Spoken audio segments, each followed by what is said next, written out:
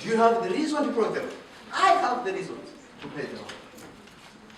I will share you utikasi kugababa kuti munthu amene anakhala mbali ziwiri anako chifukwa chokhala mbali zingati pawindo kuchachi chikunja kuti ndiye pawiri anasizana tani wodi ndiye tinamuonanso uyu akuti munthu mawu ayakobo tumilandani kodi soka ino ndiye tikuonanso ladikira hakuti wotentha kumodani wodi ndizakulakula zimenenso timaziona pamene malaika mungababa.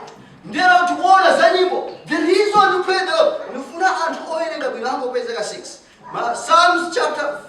Psalms 57:7 woyamba chichewa 2 Samuel 6:14 ndifuna anthu oyerenga bwino chichewa makamaka oyerenga bwino amamanda mulipo muyerenga bwino okay mwatenga chani mchula amene chifukwa chito sana inapele why anayamba 2004 kupanga effort kwa yawazimisho amene ndamene amathandizira nyimbo ndi zina ali ndithu achisikana amen ndiye chito chiyale ya kalamba why imapanga effort kwa original kwao 2004 inaso sana kwa ndiye nthawi amen bakali bandiro kwati chabuno mwatenga chani kodi mwatenga 57 Psalm 57 verse 7 ngati mucheva ndiziwerenga ndeka kwa sababu verse amene waziwa ngakalemenekedwa okay verse 7 yeah mtima wanga wakazikika mulungu ndakazikika mtima amen ndizayimba inde ndizayimba zolemekeza uyimba ndiko anthu amene akazikika muchipenezo amen uyimba nyimbo za Yehova chamba cha Yehova nyimbo koma kuchesha kwa nyimbo zake zopoa sana kazikika amen koma nyimbo zake zopoa amen sana ndani kodi hakuti ndakazikika ndadani kodi ndikufuna ndakazikika muchipembedzo nisemba nyimbo zotamanda ndani kodi amene ndi Davide kuyimba nyimbo za Yehova si wanthu abaya kuyimba nyimbo za Yehova ndiko anthu amene akazikika akadani kodi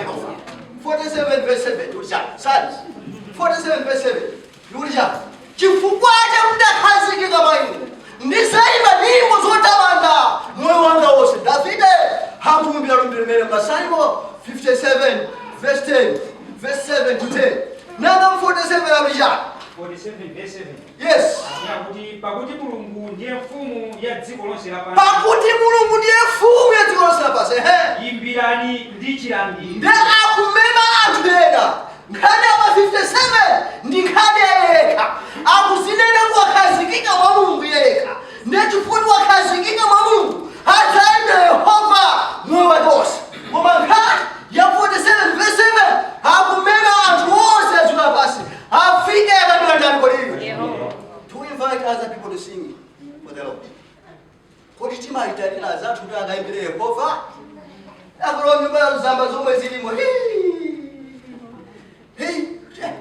ndi mkhristu uyu nyimbo Yehova akuveka momwemo koma machuni ake ndisachule makamaka zikakhala zakwathu ndi mavinidwe masabatu zomwe apala woyimbazo usogolo kuti koma sabatu zimene zinde zikuoneka zifomale sizama DJ koma kuti anthu odani oyimbira Yehova amen pakada bombali pali pomwepo pamtumiki pali pomwepo koma kuti oyimbira ndani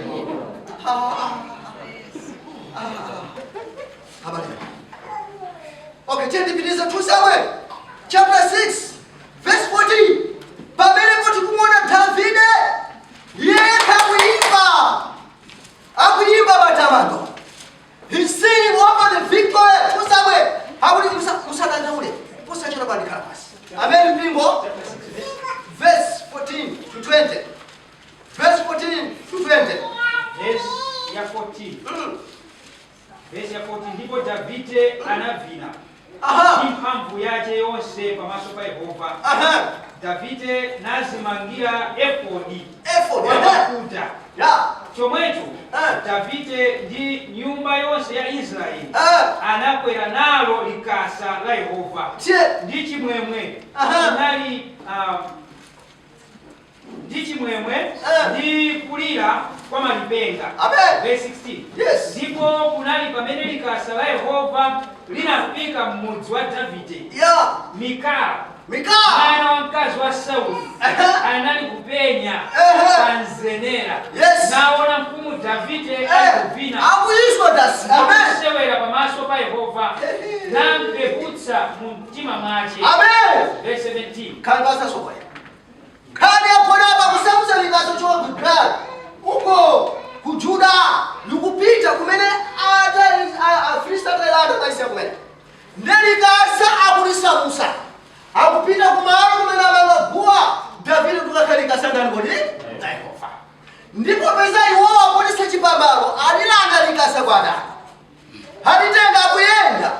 Hakupita ndi ali pafupi ndi chinyumba chake chachifumu. Pamene amangagua akone pakakalika kodi likasa. Ndi Davide akana manga, do you know effort? What is effort? Ayewa ali mama zama try effort. My comrade, my reader, do you know effort? Can you tell me what is effort? Timakali chisari chokhalukati timachiyikapachi. Yeti? Such ena search chimene chende effort. The effort is makha za mitundu ndizo zachifuma amachikapa. Pa. Ndawi Davide anachimangire ndichimakhali zimphoto. Amavaso kwambira asembe, zinazakisho chakamapanga zimapanga ndiko mavile chimakhanga chitali chikuvina nawo chikuthandira chikuvina naida. Okay, ndi Davide anachita kukhosekera Davide. Pamene amatenga ikasa anakhozeka kukhajana kodi mavinidwe. Ndi anasonkhanisa anthu otani kodi uyipa. Kunali amalipenga nani kodi. Kunali chikhochekwe chanani kodi. Ndi iyeyo sindikudziwa kuti kana ikalibandilira kana achaswa kana akhanga tswana kana mkulu kaya koma akuti anavala efo.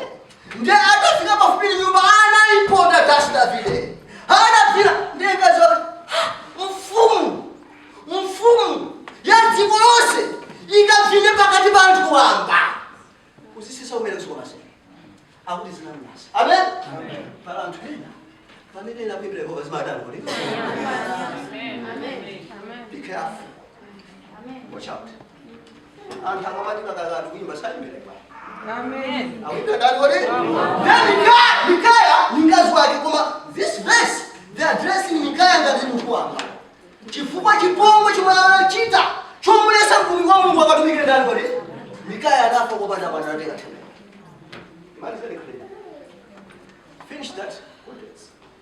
Mikaya anali mkazi wake koma sakumpanga dress kuti ndi mkazi wa Davide chifukwa cha mwalo omwe anachita kufuna kulesa mtumiki wa Mulungu kutumikira ndani kodi.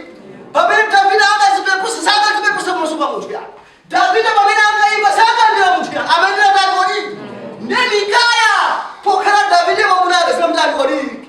But Mikaya anamwalira kopanda. Ndingodzi ulesa anthu amene kumafuna kumimbira Yehova. Ngati wesizi wapeza china chochita mpingo. Amen. Ine ndende manenera athu. Kaya mulipoche manje timathawa. Nganika kuotu ngapezeka ndi kubesi. Besi sethi izimali yatolika. Amen. Osasokoleza.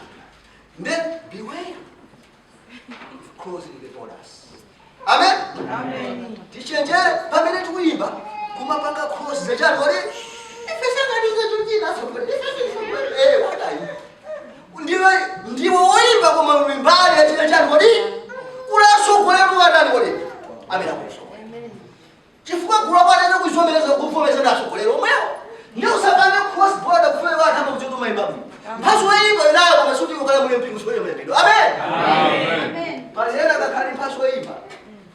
X osa. Tufadili ali mphaso dani? Ndeta vali pakhani meneso. Tavani shope imene ujenga pakhani mene. 2 Samuel chapter 6 verse 3 4. Pamene mudansi kusweka likasa nyamulibwa Davide akuswa achina Abinadabu akuswa achina Rahabu akuswa dansi akuyenda dansi kusweka lero. Ndeso pano Mikaya uza dansi yakomerera ndeni kasema kanga litani kodi. He knew for sure kuti Yesu ndi wake. Zinga kutema akasudi ngakomfuza chani kodi. Woteteza likasa sindani kodi. Alipo asokolera amene anazosera kateteza chani kodi. Ndiye anapanga post kani dance na msokoleza mukadona. Kwa maana pale pa kuvina chukudelu. ndiri kasa ndipeta peta kana thamela mali kasa na topa kuvina I don't know koma likasa menya mutenja kujinya je kana ukiri kasa ngama banyana sankhirwa kana ndi business ukuthola dance I don't know the Bible sinena zambiri but the Bible tells us kuti uza angafuna kutani kodi uza angatira kana very careful alipa anthu ozozedwa ngakhale kuti mphatso tangu ndima pasijali kodi uli anthu ozozedwa ngakhale akuchepere ngakhale umbone kwa iwe is nothing masoma koma amene mungana tani kodi no matter iwe kuvina kuimbira koma kuli anthu amene akapesha amen ndiye alimalize machochi ndimaliza machochi ndiye zukhala tikapena mtemo ino madaliso yake ndani chifukwa akulu abagulu ingachani salvation chani na also akuti ningokhala ngati nyamata wa ulendo akaswa kuti mayala ba next weekend program yala ni pesa ngiko sasa kwa kale mozi monga nyamata amene makhala ni mozi ndi abembade ndikakhala nawo abraham the same week mmoja choka kumulazi akutani music day ndakulipanga support ngapezeke kuti paroso music day kupeseka bati ndemu msabati ndemu yose kwa kupeleka madaliso anyimbo amen talela ti nyimbo isaini yango ndakuli omwela kupeseka kwangu zikuonesa maida babu mnadali kupeseka kwangu zikuonesa kuti mnambe kumananga ngakhale mnaomberera chamba chimene mmaswa njamba chotani there's two songs in the world the song of spiritual song and satanic songs. Yes. We take it and leave it. We have spiritual songs and what? Satanic songs. Mufune na msafune nyimbo yose mene munga sekule. Nyimbo yose munga ipe mene mumuli satanic or spiritual song. Chimene jo mpingo. Ndufuna nene moda ngoli mosindika. Satanic or that sunga ipe nyimbo ya spiritual you sing satanic song. Tia ni tumelenge verse mele sai munga. Nimalize mote. Colossians chapter 3 verse 16. Pali nyimbo ziwiri zimene zimapezeka mdziko basi. Ngati usimunga imbe nyimbo yonse mumuzema nyimbo yanu wali. Because there's no way unzakalosa imbe. Ngati maganizo mwana usimunga roe nyimbo za uzimu mlo nyimbo za jana wali. Tawerenga ni verse 9. Ndifuna nimalizera. Nyimbo zimaonesa anthu oyembera. Nyimbo ni mbali imodzi yotani kuli yakupembedza. Timadziwa nyimbo ni mbali imodzi yakupembedza. Tinafika podziwa kuti nyimbo ni mbali imodzi yakupembedza. Tinafika podziwa kuti nyimbo ni mbali imodzi yakupembedza kapena sinafika. Pemphero timaswa. Mama tumira pemphero ndalikira Mungu oyimba. Matani kodi? Nyimbo. Ngati mukhawa. Chongo pita paweka kuimba. Kale matani kodi? Yehova amamva kudzera nyimbo ya mkora. Tiendeleke verse 7. Ndikumaliza msadanda ule. Sina kwani ngakaifete minisia. Colossians chapter 3 verse 16. Mau a Kristu akhalitse mwa inu. Chichulukire mu nzeru yonse ndi kuphunzitsa ndi kuyambirirana eni okha ndi masalimo ndi mayamiko ndi nyimbo za uzimu ndi kuimbira Mulungu ndi chisomo mu mtima mwanu. Nyimbo za jadi? Za uzimu. Chama cha jadi? Za uzimu. Spiritual songs. Osa ni nyimbo hapa. Tena alama ngatiswe uzuri kwa jadi. Adoli kwa iba kwa mpira meo sekondari pesa kwa kumacha. Mati zapati, mati zama kozi yao kwa baba. Kozi kwa watu mati ali. Blood shower. Oh blood shower. Dia ala pesa kwa blood shower bayo tolika. Why is kwa kuna dia mandari. Ngoda. Skefa. Demo mama chaira skefa. Bible tolika wamadanga ibo kuna mapanga ndo ngale mwa pangira hapo mmoja wa. Kwa mai anapeteka kuswa skefa sikekida. Bible tolika. Hakufukula skefa. Kublind sha watu kana kupeleka gati. Anapanga isfe. Anakupanga kwa kaka na ngolore. Amen. Hakuti nyimbo za jana ngoli. Hakuti ngapose chapter 3 verse 16. Nyimbo za usiku. maimbidwa matamandidwa zikali nyimbo za chani wodi nyumba mwatu mapeseka nyimbo za usiku nyumba mwatu mapeseka nyimbo za usiku monga tadena kali manena kuti music is a ministry itziwa inaithawi imene Davide akukhozekera kumanga kachisi. Amen. Akupanga maplano ofuna kumanga chani. We remember kwamba wacha kachisi alaliwa matendeti ndakufuna mange kachisi wokhazikika. Anachita kusankha anthu amene azikupeseka mkachisi umatani kodi kumayimba. Do you know that? Do you know that? Anasankha ntchito yawo ingokhala kumayimba kuti kodi kachisi. Nchifukwa chani sanasankha ipanga prayer band kachisi. That's my question. When I was going through this chapter,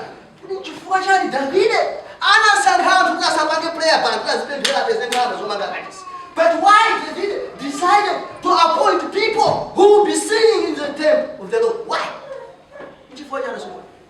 I don't know. But the Bible says David stay to it, listen. 1 Timothy chapter 6 verse 22.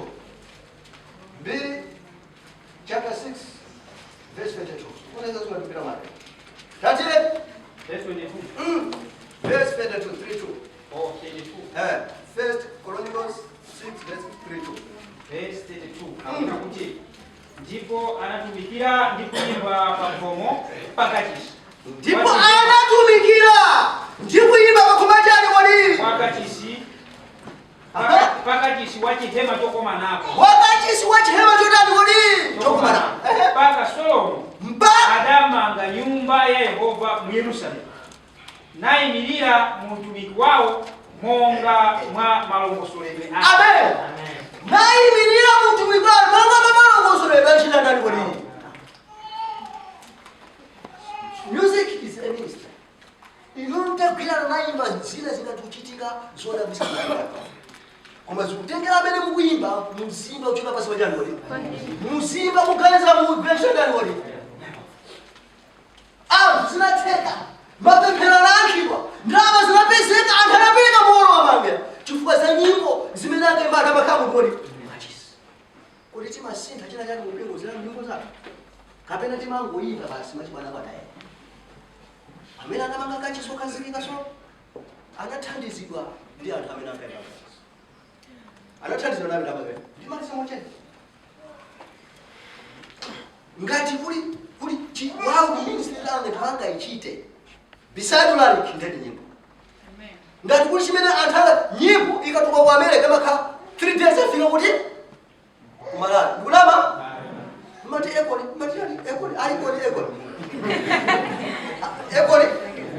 akamutuka maba mulero 3 hours ali saita kodi kulama ndiye nyimbo zake zikakhala zopulumusa kodi 3 hours atazitani kodi ulali kungatungotama abantu mpaka masaza ndosovera kumlasa.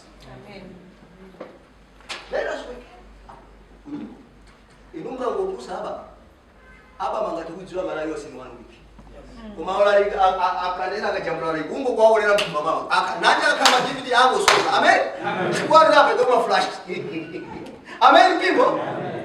Amkwesi inunga onunga ndamo tungapa ulali kabamba. Bwana mzingo likaenda ntochite zikuta. Amen. Koma mkatusa nyimbo kamfuna mguse anthapo ulali kungo gawa abale ulali kungapa senza sina bangu utayakuti koma tumbo tusa nyimbo mpesa kumalawe kwanu ngatani kwati let us preach through songs. Amen. Kuti nyimbo ingati kuteka malo as wow ministry. Ndeta nakali pa nyimbo ziwiri. Nyimbo ya yamba imene Mose anaimba abothandizidwa ndi Miriam imene pa chapter 15 cha Exodus. Komanso nyimbo ina yachiwiri imene kupezeka pa Isaiah 42 verse 10. Ndipo sanga simple. Nyimbo yachiwiri imene kupezeka pa Isaiah 42. Nyimbo ya yamba tapeza kale pa Exodus chapter 15 verse 1 20 akuyoyena Miriam.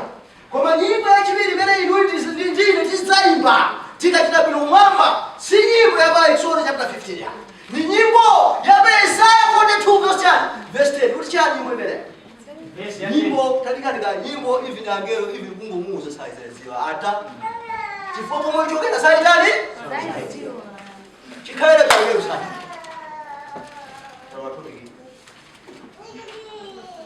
Verengana sokole Vesi ya 10. Imbirani Yehova nyimbo yatsopano ndi matamando ache kuchokera ku malekezero a dziko lapansi. Inu amene mutsikira ku nyanja ndi zonse zili mmenemo, zisumbu ndi okhala mmwemo. Vesi 11. Nyimbo ya mwana ndani wali? Ati nyimbo ya ndani? The song of the Lord. Isaiah 42 akuonesa pamenepo Yesu Kristo. Nyimbo imene tizaimba ni imene pa Chivumbulutso chapter 40. Nyimbo ya ndani wali? Si nyimbo ya Exodus chapter 15. Kodi inu muzapezeka na mkuwaza pa nyimbo. Kodi inu muzapezeka na? Ndiye timanena kuti singing is for men, not for the angels. Nchifukwa chani tinaenda kumuimbira Mungu before tapulumusidwa. We have been delivered. Tapulumusidwa. Tinacho chipulumuso. Tinayo subject. Tikatupanga compose nyimbo takani wali. Nchifukwa chani Mose atapulumusidwa. Nyimbo sana ipanga sana pulumusidwa. Anaipanga nyimbo takani wali. Ni fesu tapulumusidwa. Tinayo nyimbo imene tizimba ndi mwanzo wa Yesu Kristo. Amen. Angelo azakokhala udalo. Wasala kusemziphinjo katika. Amen. Ndeti manena kuti singing is for men, not angels. Angels will sing when all the work of redemption will be completed. Instead, angels are just praising the Lord all the time. But you and me were given the chance and the time to sing for our Lord. Amen. Amen. Sana pasile mwayoda zimu. Kuimba ndi kwa ifamela na ngoni. Koma nthawi tisikaimba nyimbo ya mwana nkhosa azamunguza na wachwasi nyimbo yao. Amen. Pale andi hena useta kuimba matani? Ndakero azamunguza na. Revelation chapter 5 verse 11 to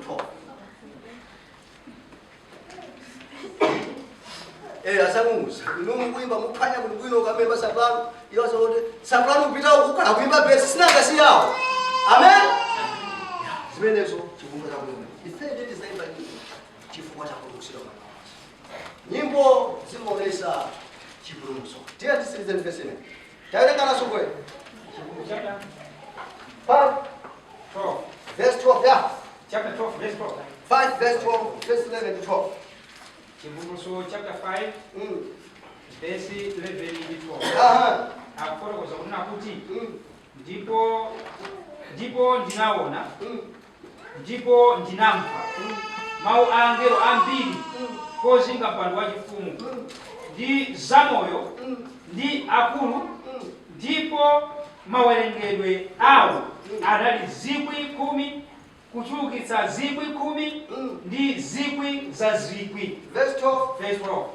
Akunena ndi mawu akulu ayenera mwana wankhosa ophedwayo. Akunena said if a loud voice. They are not singing. They did say they were singing. I don't know which Bible they said they were singing. Akunena. They said with loud words. The angel last event will be saying with loud voice. Chipulumutso chilikwandani kwadi. Sakunena nozai.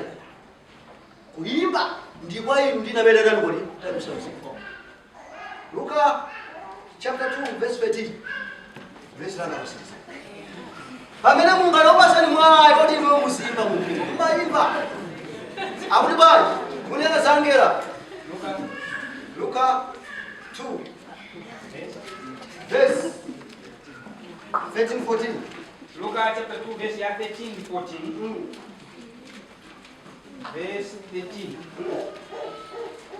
Ndipo dzidzidzi panali pamodzi ndi mngeloyo ambirimbiri agulu la kumwamba natamanda Mulungu nanena ulemerero ukhale kwa Mulungu kumwambamwamba ndi mtendere pansi pano mwa anthu amene akondwera nawo. Kale basi ndeba lena akuti pamene Yesu atabadwa angelo amayimba kuchange kuchipani kuchithazo chalezo kunena si kuimba. Amen. Kuimba ndi kwa pamene ndani kwadi omboledwa